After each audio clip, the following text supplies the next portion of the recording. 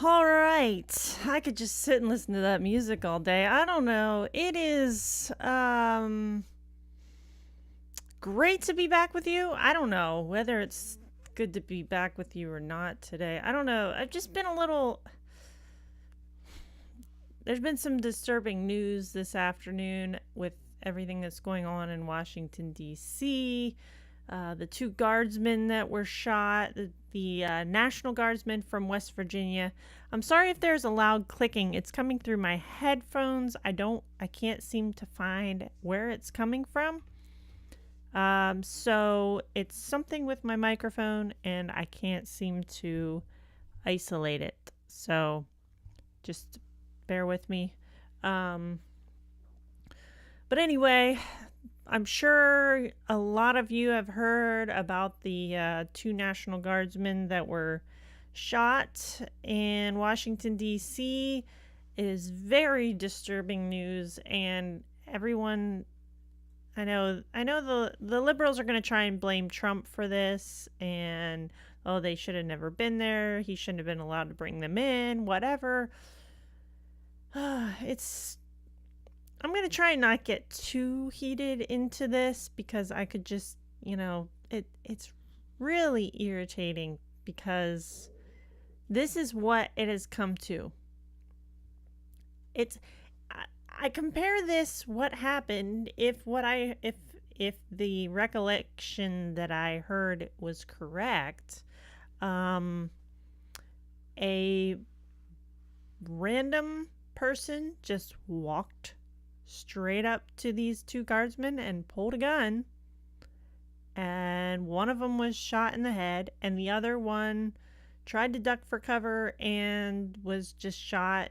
And I have not confirmed yet how these two guardsmen are doing, but I did read a report that they may have passed away. The podcaster slash social media influencer Ryan Forner, I think that's how you say his name. If I read correctly on his post, I'm gonna look it up just to see, if I read that correctly. Um, he, let's see if he.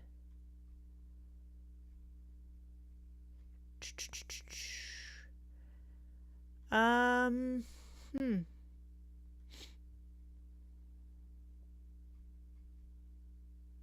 Maybe it wasn't. I don't think it was from him. But it does look like from 2 hours ago that Pete Hegseth, Secretary of War Pete Hegseth, has requested 500 National Guard troops another 500 National Guard troops be deployed to Washington D.C. This to me is just crazy. I mean, like, they're accusing Trump of doing they're accusing Trump of doing unlawful things. So they bring the military into Washington D.C. to try to clean up what's going on, and then something like this happens, which just kind of confirms what Trump has been saying, that there needs to be a stop put to this. And now you have two National Guardsmen. I'm trying to find information, whether these guardsmen are okay, but I have not received any confirmed sources yet. I'm gonna see if I can try and find an updated story. This one is from 30 minutes ago to this one is from 19 minutes ago. And it just says from they're in critical condition. I'm not sure where I read that they had succumbed from their wounds, but this was just from 19 minutes ago. Members of the National Guard. This is on NBC News.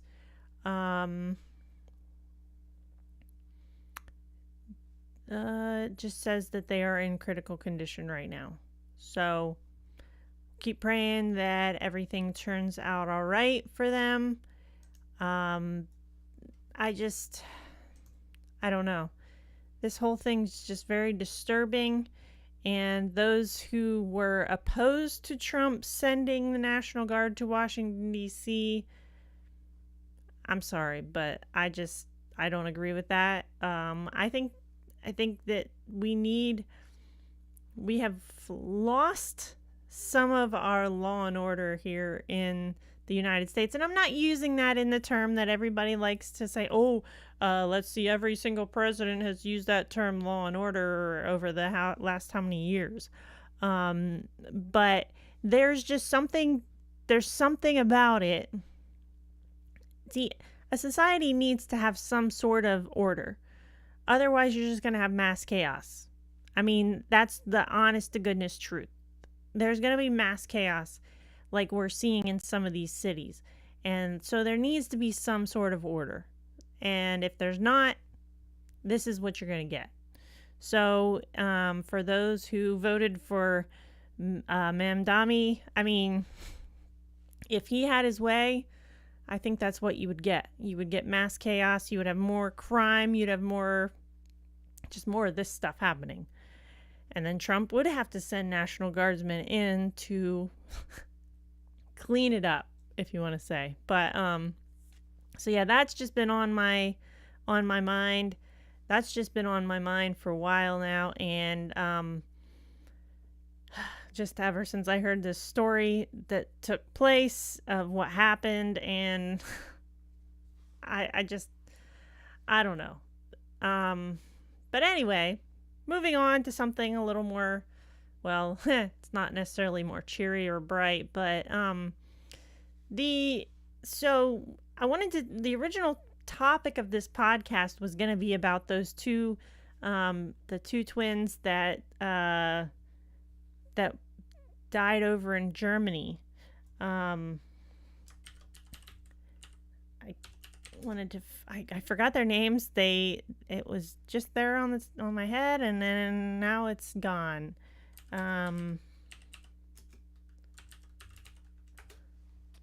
So the Kessler twins. That's what it was. Yep, that's so the Kessler twins. They decided they're from Germany. They were from Germany. They were kind of a big name over there. They had performed with the likes of Frank Sinatra and some of the others. They were 89 years old. And I mean, I understand twins have a bond that most people don't have. Most, kids that are born separately, siblings, there are siblings that have very strong bonds, but I've heard and I've known from different people that are either twins or have twins or whatever. Twins have a special bond, and apparently these two women had a very special bond. And so they were both, obviously because they were twins, they were 89 years old, and they decided that they were going to die on the same day. And instead of allowing God to, allowing their things to happen naturally, and if you want to call it naturally, they decided they were going to take it into their own hands, and they were going to have this assisted suicide so that they could die at the same time in the same day. And that to me is just mind-blowing, because it's like, all right, we're stepping into dangerous waters with this. I mean, assisted suicide has been a thing for a while. I know I've heard of it in like Switzerland. I know Canada is starting to dabble in it a little bit. This was in Germany, and I guess the ethical, the moral, ethical, whatever you want to call it, of this idea of assisted suicide. Yeah, some people say, oh, well, it's very humane because then people aren't having to suffer and go through things and whatever else. But from my understanding, these two women were not unhealthy as far as, I mean, I don't know. I don't know what their lives were like. They weren't unhealthy. They weren't suffering from some serious illnesses or anything like that. And they just decided one day we're going to die.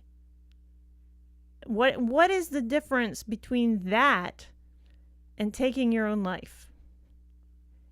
If it is wrong for a person to commit suicide, which I believe it is, why is it okay? Why is it okay to have someone else help you commit suicide? We are treading into dangerous waters with this topic, with this idea of it's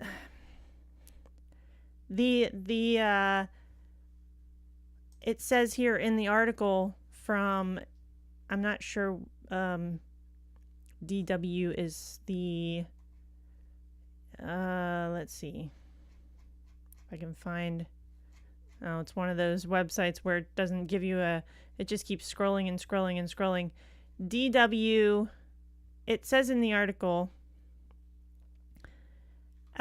Kessler case could precipitate legal reform.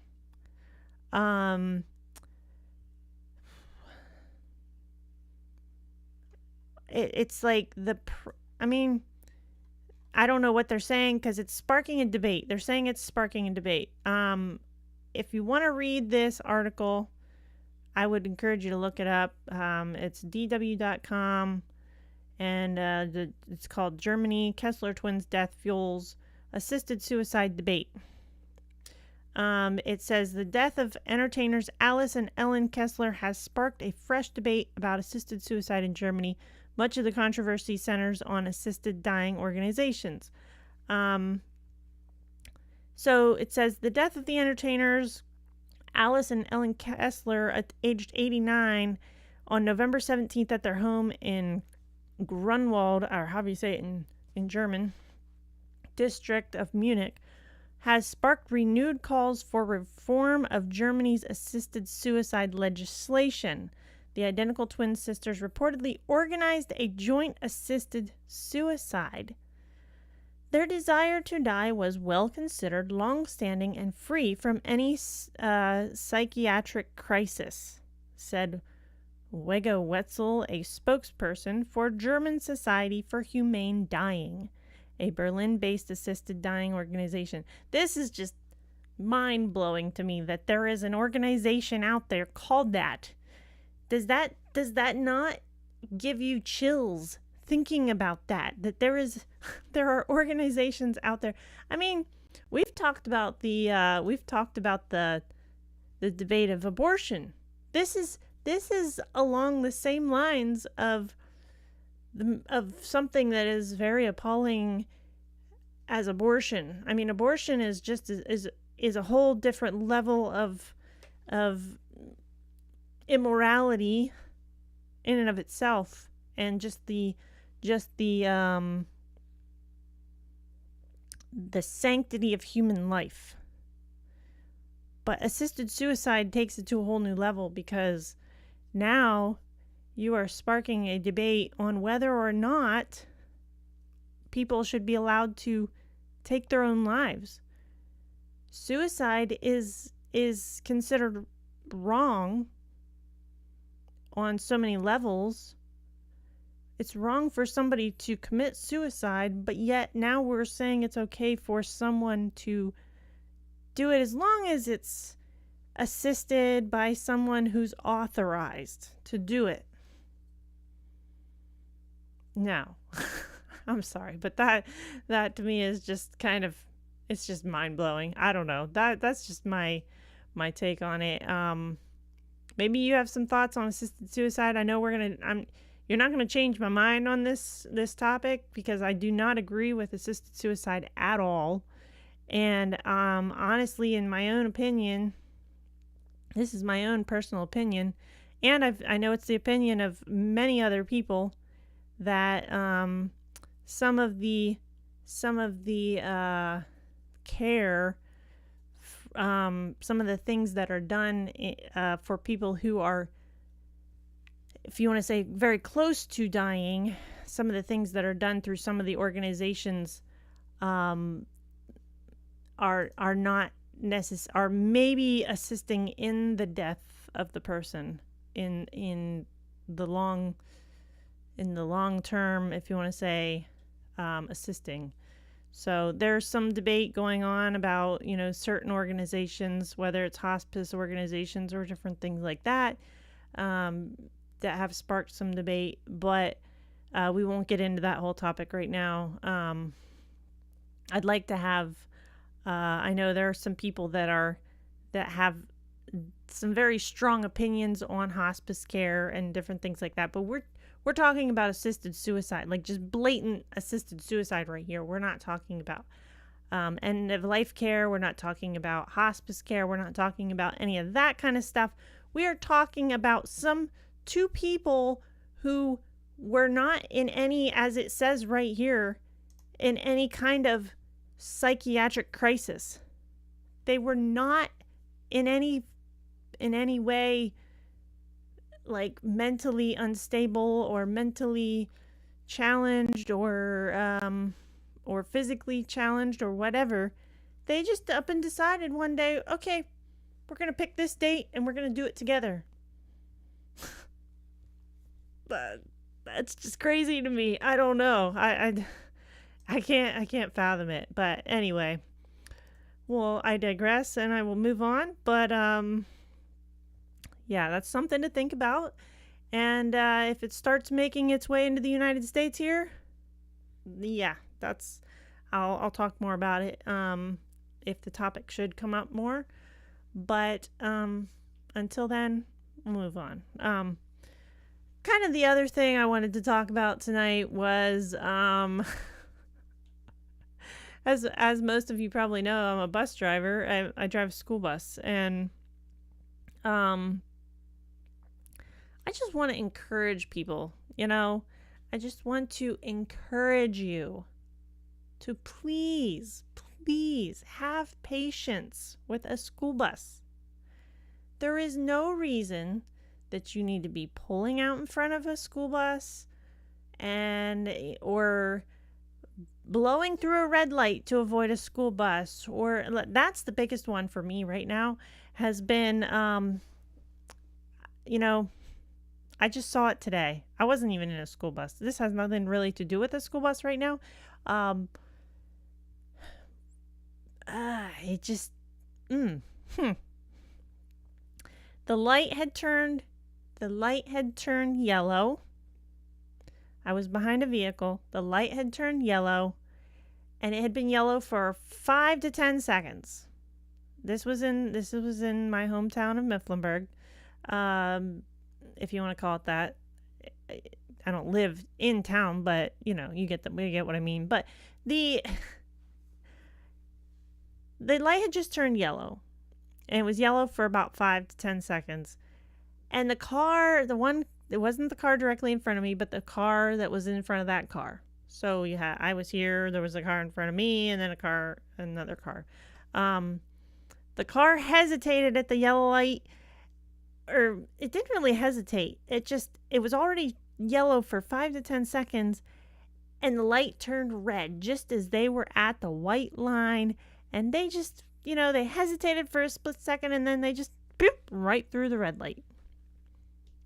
It's like, come on, people. Do you realize that that's how accidents happen? Do you realize not every red light is created equal?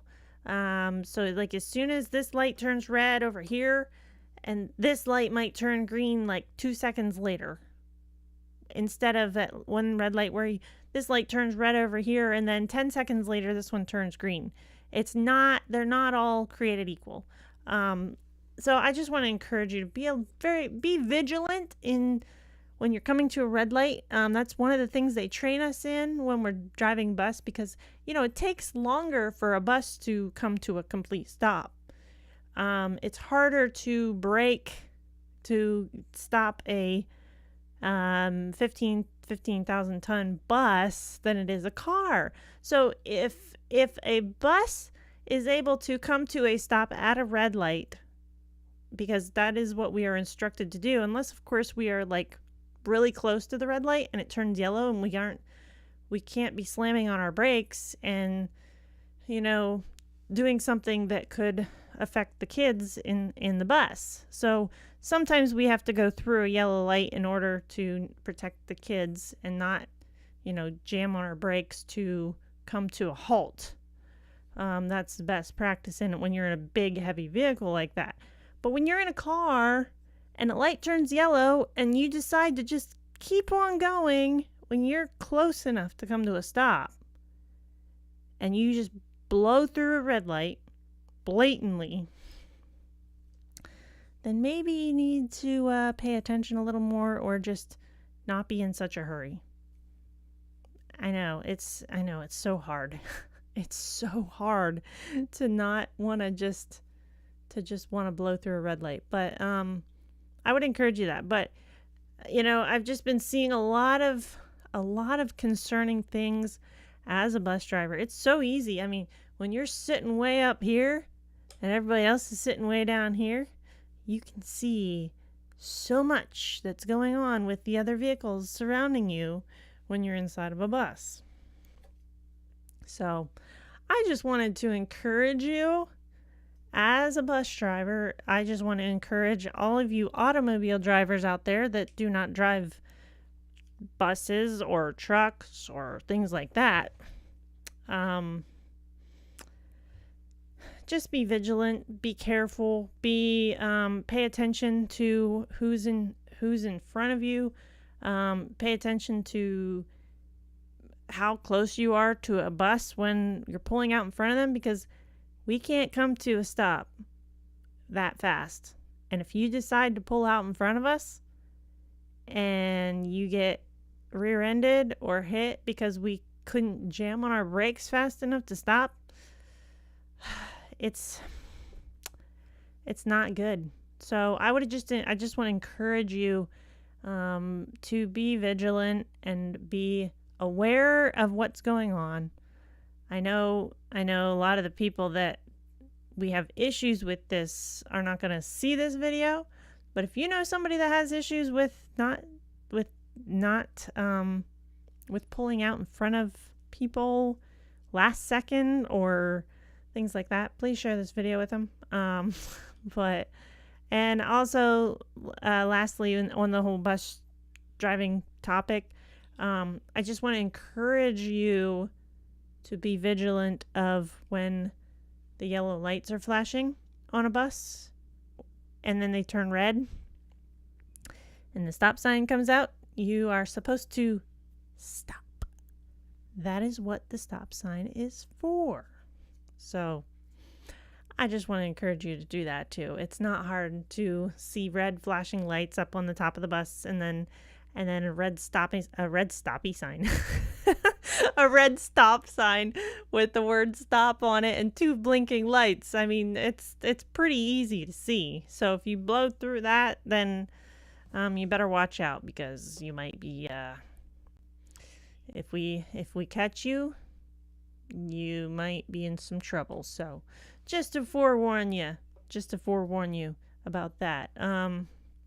But yeah, so I just wanted to update you a little bit of what's been going on with me and this busy season of my life. And my friend Dave Hewlett, who plays in my band, we had a great time at the Lewisburg Farmers Market today.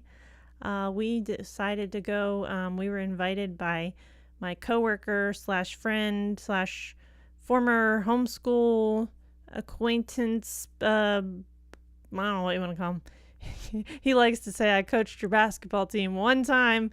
Jack Lerman, you know who you are. We had one instance where we were in need of a basketball coach when I was in homeschool group, and I and he stepped in and coached our basketball team for one game because our coach was not able to be there. I don't remember the exact details of it, but he likes to remind me of that. So thank you for inviting us to come play at the farmers market today. We had a blast, and it was really cool because I got to see some of my bus kids, and I got to see some other people that I knew, that Dave and I knew, and yeah, we had a blast. We had a lot of interaction from people, just whether it was singing along. We had this really cool instance where a gentleman brought up this young girl who was in a wheelchair, and she just had a blast listening to the Christmas music and was singing along with us, and she was having a blast. So that was encouraging to us, and we enjoyed doing it. Yeah, that's just something that we enjoy doing, and maybe we'll be back again. We've been invited to come back again. So, Dave, if you're listening, we've been invited to come back again. But aside from that, yeah, I've just been driving bus and keeping busy with that, and other life things happening, and just some medical things that have been kind of ongoing. It seems like I've always got some ongoing medical thing that's going on. I got some doctor's appointments coming up soon. I did take a trip to Philadelphia on Monday. That was interesting. It had been like almost 5 or 6 months since my last trip down to Philadelphia. And let's just say it was pretty good. It was a good trip. But this next trip I'm taking in December down to Philadelphia is going to be a lot of fun because it's going to be right around Christmas time. So I'm hoping my one friend and I, her son, she has a son that has some special needs, and he was in the hospital that I grew up going to. Was that last Christmas already? 2 Christmases ago. I'm losing track of time here, but her son was in the hospital, and so I decided to take a trip down there to visit her. Sorry, I got a little distracted. It is getting very windy outside. Yeah, the wind is picking up. I don't know if you can hear the whistling coming through the microphone or not, but it's howling. Anyway, so her son was in the hospital, and I decided to take a trip down to Philly to visit with her. And we went to the Christmas Village thing they had down there in Center City, and that was so much fun. I wouldn't mind. My next trip down will be right the week before Christmas. So I'm hoping to get to stop down there again. Maybe take a walk down through Center City and get to see the Christmas Village thing again. But I'll have to see how things go. We'll see what the weather's like, and I think that'll be a lot of fun. So, yes, I am still trying to get some guests to come on to the show, and working on that. It's a process, but trying to coordinate with people's schedules and just trying to organize different things.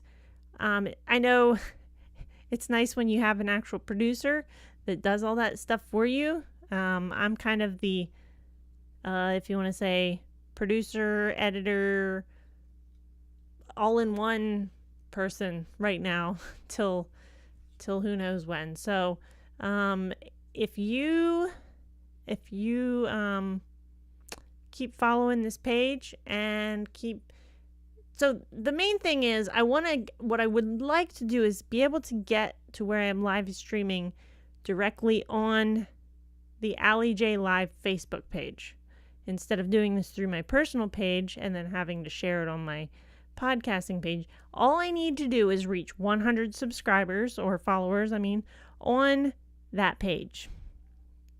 So if you can go to the Allie J, it's called Allie J Live video podcast.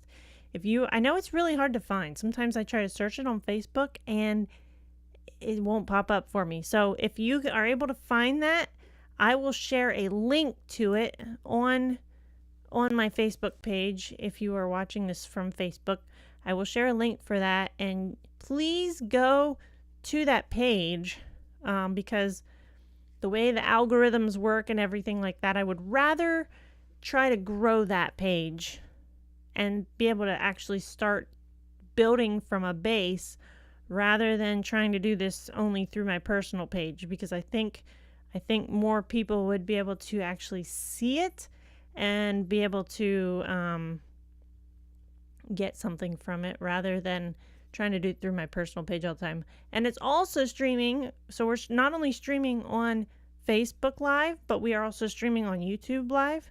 So if you could go to my YouTube channel, it is called Allie J Live N More, the letter N, more.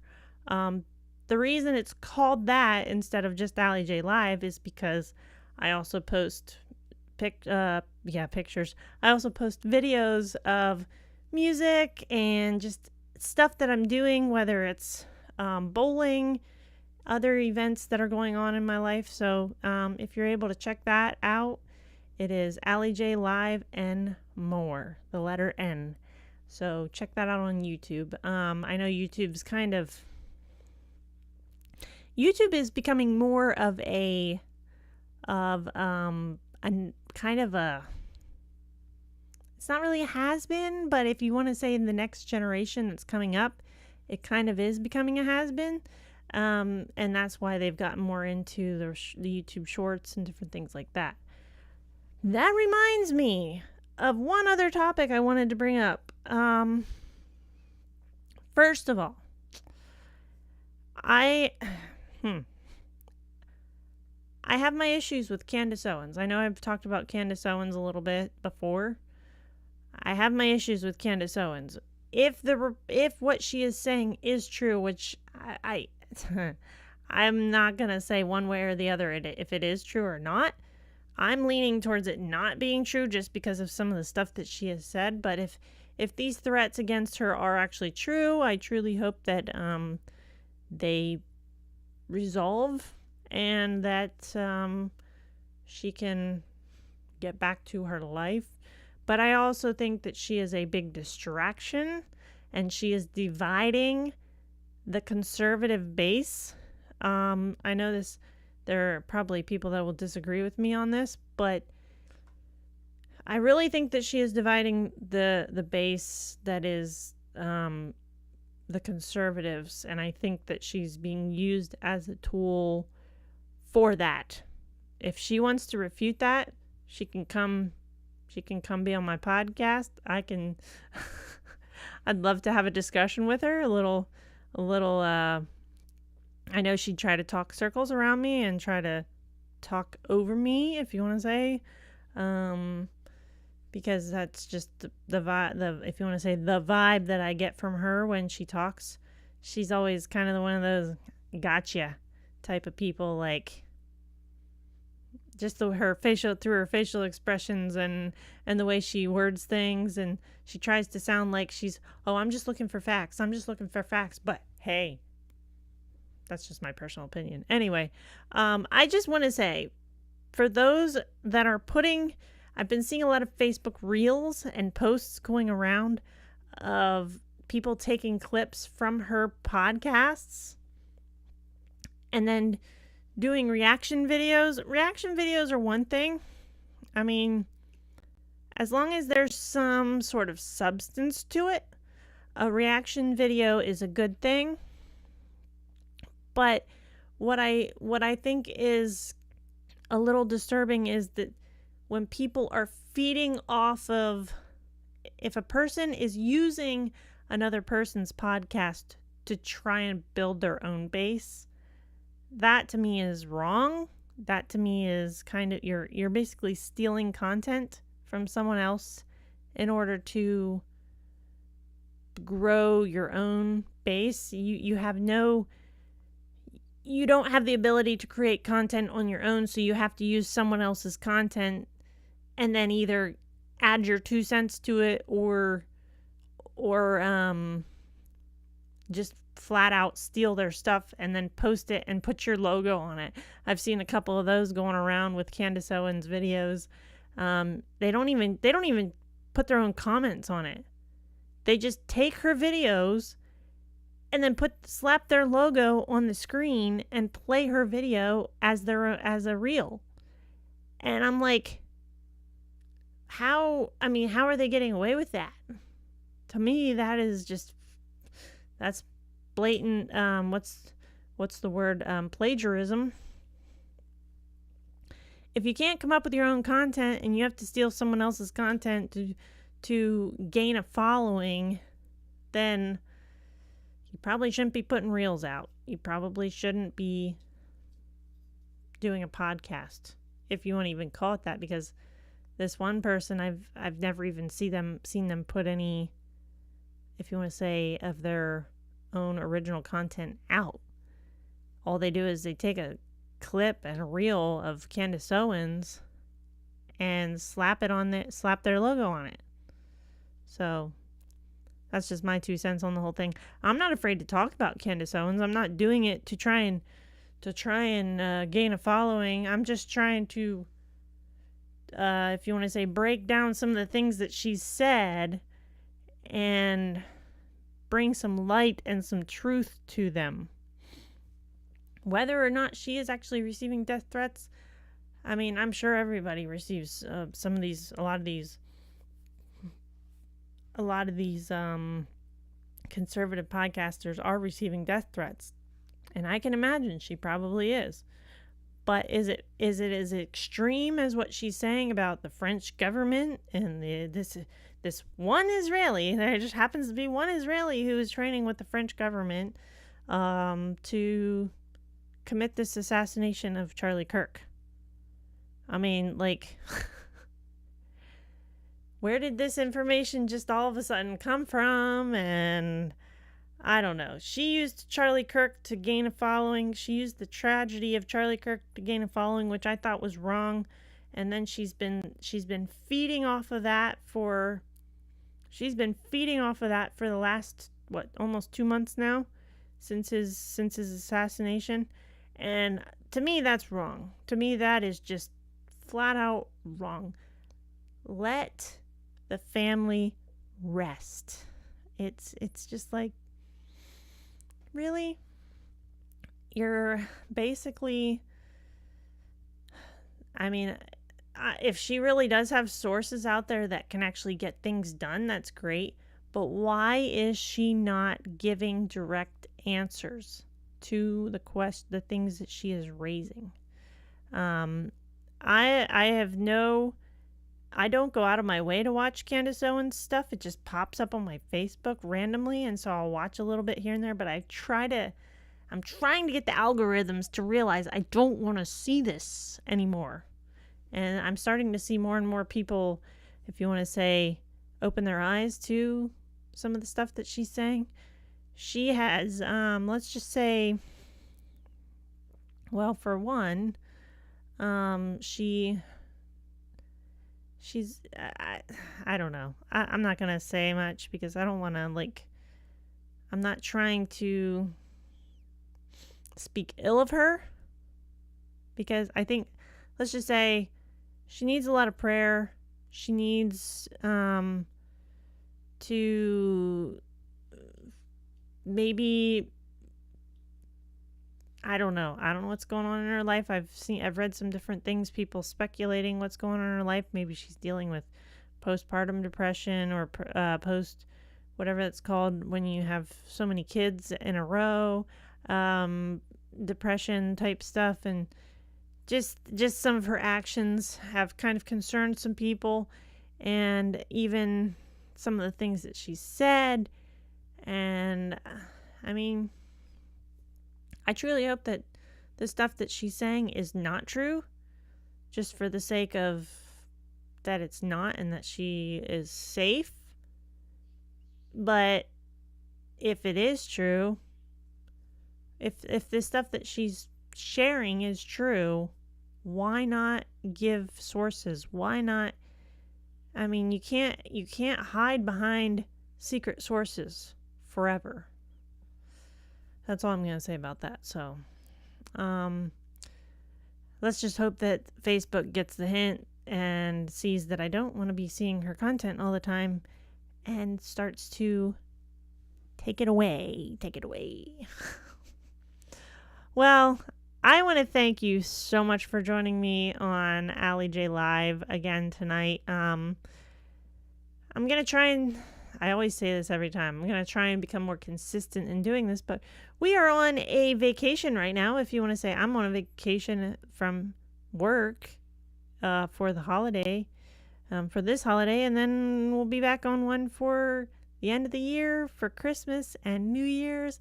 I hope everyone has a wonderful Thanksgiving. And like I said, be sure to go to the Allie J Live Facebook page and follow that page. I'm up to, I think, like 83 followers or something on that. If I can get up to 100 followers, I will be able to live stream directly from there, and that is my primary goal right now.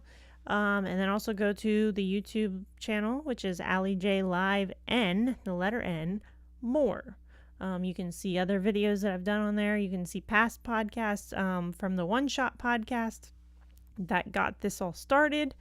Those podcasts were pre-recorded, kind of individually topicked recordings. Some of them were very cool. I have one on there from my friend Lucas Southerton, who he builds banjos. He is a woodshop teacher at the local school here, and he builds banjos. So be sure to go over to the YouTube channel, check it out, watch some of the previous podcasts from Allie J Live and also from One Shot Podcast and some of my music videos and different things like that. So yeah, keep up with what's going on with Allie J Live through those sources right there. And if you're interested in checking out my band, it is called the Allie J Band. I know, so original. The reason, for those of you who don't know, the reason it's called the Allie J Band is because I originally started as a solo artist back in like 2018, 19, whenever that was. And then after I formed the band, we did a music video together. I formed a band, and the band members were just kind of like, well, you've already kind of established as Allie J, so why not just call it Allie J? So I was like, well, let's call it the Allie J Band. Anyway, that's a whole other thing.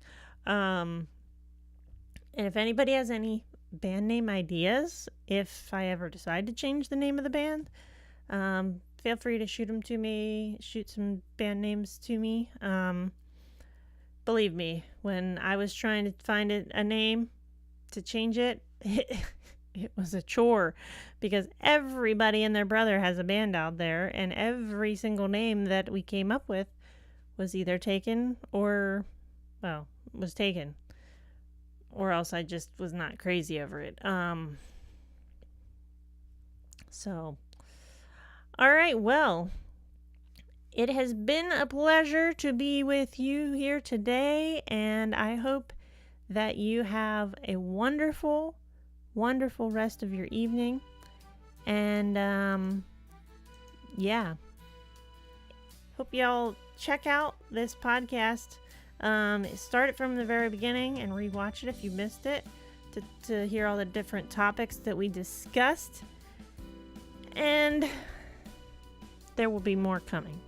More topics coming. I will try to keep you updated on this whole National Guard incident that is happening. But the last update I did read was they are planning to send 500 more National Guard to Washington, D.C. Let's just keep praying for these 2 National Guardsmen. I'm not sure what the updated status is on them. And we just gotta, as the Bible says, if my people who are called by my name will humble themselves. Let's see if I can remember this from memory. I better just look it up. If my people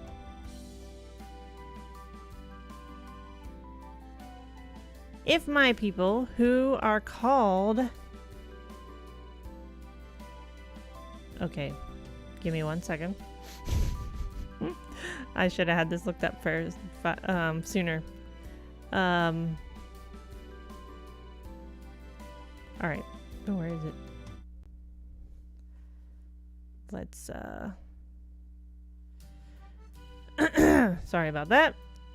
I need to be a little more prepared next time for this, for my little closing. Yeah, this is... What the world? Why can't I find it? Anywho, if my people, which are called by my name, shall humble themselves and pray, and seek my face, and turn from their wicked ways, then will I hear from heaven, and will forgive their sin and heal their land.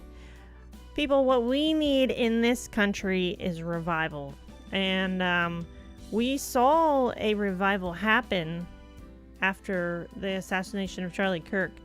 But revival is not something that is typically ongoing. And it usually only goes so far, and then it kind of comes to a standstill. And because people start becoming complacent once again, they start getting comfortable once again. We need a revival that is going to continue even through the good times.